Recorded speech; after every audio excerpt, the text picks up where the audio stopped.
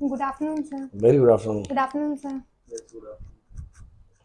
और साक्षी, ठीक है सर, अभी तो पेपर दे के आ रहे। पेपर अच्छा, आप लोग का फर्स्ट टर्मिनल एग्जाम चल रहा है, कैसा जा रहा है पेपर? बहुत अच्छा। अच्छा, सर आपसे एक बात पूछना था, क्या पूछना है? ये बेस्ट ऑफ 5 रूल क्या होता है? भाई अभी आपका पहले 10th की स्टडी हो गई है कि नहीं हो गई नहीं, है? हाँ सर वो भी चल रही है, लेकिन मैंने इसके बारे में बहुत सुना है और ये भी पूछना है कि ये बेस्ट ऑफ 5 रूल इस साल के लिए रहने वाला है कि नहीं, और क्या मैं ये बेस्ट ऑफ 5 रूल से 90% क्रॉस कर सकती हूँ? तो इसके बारे में प्लीज आप देखो, थोड़ा पहली मुझे बात तो मेरा ये है कि आप अभी 10th में हो, आपको फोकस 10th स्टैंडर्ड पे पूरी तरह से हर सब्जेक्ट पे करना चाहिए। बट चलो, अगर आपके मन में ये Yes, क्वेश्चन sir. आ गया तो मैं इसको सॉल्व कर देता हूँ पूरी तरह से। और हम ऐसे सॉल्व नहीं करेंगे, हम आपको पूरा कैलकुलेशन के वाइज सॉल्व करेंगे। तो पहला क्वेश्चन क्या है आपका, बताओ। बेस्ट ऑफ 5 क्या है? Yes sir. देखो क्या होता है कि जैसे कि आप 11th-12th में जाते हैं तो 11th-12th में आपके पास ऑप्शन रहते हैं कि आप ये सब्जेक्ट स्किप कर सकते हो। जिसको बायो अच्छा नहीं लगता तो बायो स्किप कर सकता है, जिसको मैथ अच्छा नहीं लग सकता। बट 10th स्टैंडर्ड पे क्या होता है कि कंपलसरी होता है, आपको मैथ भी लेना पड़ेगा, इंग्लिश भी लेना पड़ेगा, मराठी भी लेना पड़ेगा, देन एसएसटी भी लेना पड़ेगा। आप कोई भी सब्जेक्ट को स्किप नहीं कर सकते। इसीलिए बोर्ड की तरफ से एक अच्छा रूल बनाया गया, जिससे बच्चों को बहुत, आप जैसे बच्चों को बहुत ज्यादा हेल्प हो जाता है कि अगर वो एक किसी सब्जेक्ट में, मान लो किसी के कंपैरिजन में एक किसी सब्जेक्ट, क्योंकि हर बच्चा हर में चैंपियन नहीं हो सकता, तो किसी एक सब्जेक्ट में कम है तो उसका वो सब्जेक्ट निकल जाएगा और बाकी सब्जेक्ट का कैलकुलेशन करके उसका बेस्ट ऑफ 5 क्या किया जाता है, सिलेक्शन किया जाता है और उसका स्कोर बहुत अच्छा हो जाता है। जैसे मैं आपको बताऊंगा, मान लो आपको कौन से सब्जेक्ट का ऐसा डर है कि जिसमें मार्क्स बहुत कम हो सकता है? इंग्लिश। इंग्लिश में। तो चलो, मैं इंग्लिश, हिंदी, मराठी, देन इसके बाद मैथ, देन इसके बाद एसएसटी, देन कौन सा था, साइंस। ओके, आप इंग्लिश में मान लो आपको चलो ऐसा, साइंस में आपको साइंस आपका अच्छा खासा है, Yes, sir. तो साइंस में कम से कम 90 कितना भी क्रॉस हो सकता है। 90, मतलब मैं समझ के चलता हूँ 94 मार्क्स। देन इसके एसएसटी में आपका टारगेट 95, 90 मतलब 94 के ऊपर होगा। चलो 94 इसको भी ले लेते हैं। मैथ में 95 के ऊपर। 95, चलो 95 ले लेते हैं। हिंदी देन मराठी इसके भी बाद 95 के ऊपर। क्या बात है, 95 एंड चलो इसको 92 ले लेता हूं मैं। अब इंग्लिश में मैं ऐसा कंसीडर कर लेता हूँ, चलो आपका 45 मार्क्स।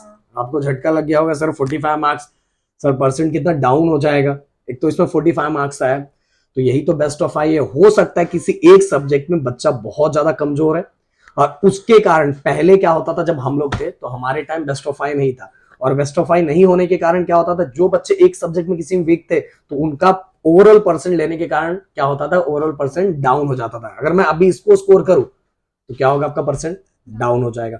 बट अगर अब क्या किया जाता है बोर्ड की तरफ से, आपका जो सभी जो जो टोटल 6 सब्जेक्ट है उसमें से एक सब्जेक्ट जिसमें कम है उसको कैंसिल कर दिया जाता है। ये 5 जो सब्जेक्ट है इनका स्कोर निकाला जाएगा। तो आप देख सकते हो सब 90 के ऊपर है, तो आप आराम से कितना स्कोर कर सकते हो, 90 के ऊपर स्कोर कर सकते हो। और यही अगर आप 98, 97, जैसे आपको पता आपका टारगेट होगा, जैसे मैं जानता हूं साइंस, एसएसटी एंड मैथ में 97, 98 लाने का, तो 97, 98 अगर आपने इसमें स्कोर कर लिया तो समझ लो आपका अच्छा खासा निकल जाएगा। और बाकी आप तो अपने ऑफलाइन स्टूडेंट हो तो आपको तो बहुत सारी चीजें बताई जाएगी। तो आपके मन में ये डाउट था। और दूसरा क्वेश्चन कि इस साल बेस्ट ऑफ 5 रहेगा कि नहीं रहेगा? नहीं रहेगा, नहीं रहेगा। टेंशन मतलब इस साल भी रहेगा। इस साल के कौन से बच्चों ने, ओमकार सर, इस साल के बच्चों ने थोड़ी कुछ जुल्म किया कि इस साल कैंसिल किया जाएगा। उनका प्लान चल रहा था कैंसिल करने का, बट कैंसिल नहीं होगा। क्यों नहीं होगा? क्योंकि ये जो टेक्निक इन्होंने अपनाया हुआ है, ये अपना ही नहीं, ये सीबीएसई में भी है, उनके यहाँ भी ये पैटर्न फॉलो किया जाता है। और सीबीएसई मतलब तो आपको पता ही है, अपने इधर फेमस है। तो जो सीबीएसई वाले बच्चे, उनके लिए भी पैटर्न रखा गया है और अपने यहाँ भी रखा गया है, क्योंकि मैंने बोला 10th बच्चों को ऑप्शन नहीं है, तो इसके कारण एक ऑप्शन बच्चों को मिल जाता है बट पास होना। बट एक आपको एक क्वेश्चन छोड़ के जाता हूं, ये नेक्स्ट में मैं आपका कंप्लीट करूंगा। एक और रूल है 10th स्टैंडर्ड में, कंबाइन रूल जिसको बोलते हैं, और उस कंबाइन रूल से भी ना बच्चे बहुत आराम से पास हो सकते हैं। जिस कंबाइन रूल में कुछ सब्जेक्ट एक साथ कंबाइन होते हैं और कंबाइन होकर बच्चा जो थोड़ा भी पढ़ के ना बहुत अच्छा स्कोर कर सकता है। बड़ी अभी नहीं बताऊंगा, पहले आप पढ़ाई करो, अच्छे से फोकस करो और आपका स्कोर बहुत अच्छा आना चाहिए। आज कौन सा पेपर था आपका? ज्योमेट्री कैसा गया? बहुत अच्छा। सभी क्वेश्चंस अटेम्प्ट किए? Yes sir. वैसे साक्षी, हमें ऐसा लग रहा है कि अपने स्कूल की इस साल की भी टॉपर बनेगी और बहुत अच्छा स्कोर करेगी। और साक्षी को मेरे पास मेरे ख्याल से 2 साल हो गया है, ये दूसरा साल है। ये 2 साल से हमें झेल रही है और आगे आने वाले 2-3 साल तक कंटिन्यू झेलेगी मुझे लगता है।